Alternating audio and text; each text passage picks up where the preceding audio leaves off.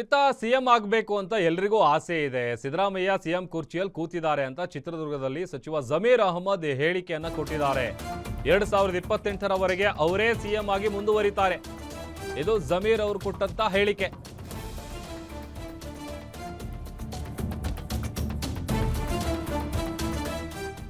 CM ಆಗಬೇಕು ಅನ್ನುವಂತ ಆಸೆ ಎಲ್ರಿಗೂ ಕೂಡ ಇದ್ದೇ ಇರುತ್ತೆ. ಬಟ್ ಆದ್ರೆ 2028ರವರೆಗೆ ಸಿದ್ದರಾಮಯ್ಯ ಅವರೇ ಸಿಎಂ ಆಗಿ ಮುಂದುವರಿತಾರೆ ಅಂತ ಚಿತ್ರದುರ್ಗ ಜಿಲ್ಲೆಯಲ್ಲಿ ಸಚಿವ ಜಮೀರ್ ಅಹಮದ್ ಹೇಳಿಕೆಯನ್ನ ಕೊಟ್ಟಿದ್ದಾರೆ.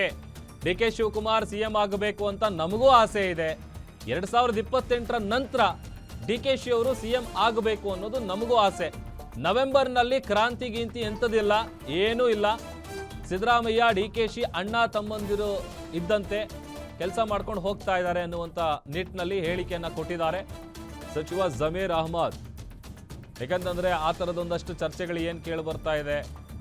ಈಗ ಇವರು ಕೂಡ ಅದೇ ವಿಚಾರ, ಎಲ್ರಿಗೂ ಆಸೆ ಇರುತ್ತೆ, ಅದೇ ಪ್ರಕಾರ ನಮಗೂ ಆಸೆ ಇದೆ, ಅದು 2028ರ ಮೇಲೆ ನೋಡೋಣ ಅನ್ನುವಂಥ ನಿಟ್ಟಿನಲ್ಲಿ ಹೇಳಿಕೆಯನ್ನ ಕೊಟ್ಟಿದ್ದಾರೆ ಜಮೀರ್.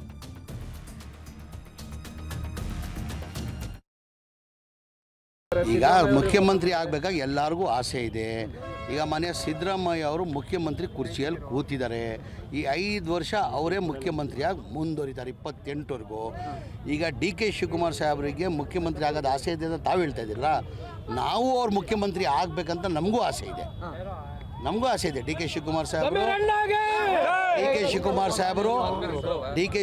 ಸಾಹೇಬರು ಮುಂದಿನ ದಿನ ಅಲ್ಲಿ ಮುಖ್ಯಮಂತ್ರಿ ಆಗಬೇಕಂತ ಅವ್ರು ಸಿದ್ದರಾಮಯ್ಯ ಆದಮೇಲೆ 2028ವರೆಗೂ ಮನೆ ಸಿದ್ದರಾಮಯ್ಯ ಅವರು 5 ವರ್ಷ ಮುಖ್ಯಮಂತ್ರಿ ಇರ್ತಾರೆ.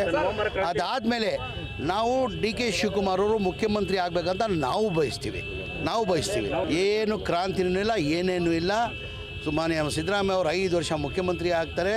ಡಿ.ಕೆ. ಶಿವಕುಮಾರ್ ಸಿದ್ದರಾಮಯ್ಯ ಅವರು ಒಟ್ಟಾಗಿ ಒಂದಾಗಿ ಅಣ್ಣ ತಮ್ಮಿರಂಗೆ ಜೊತೆ ಹೋಗ್ತಾರೆ. ಮುಂದೆನೂ ಅವ್ರ ಜೊತೆನೇ ಇರ್ತಾರೆ.